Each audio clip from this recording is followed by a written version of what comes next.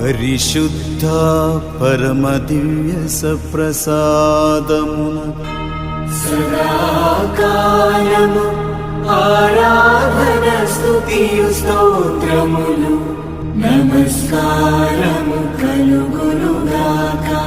పితా పుత్ర పవిత్రాత్మకు మహిమ కలుగునుగాక.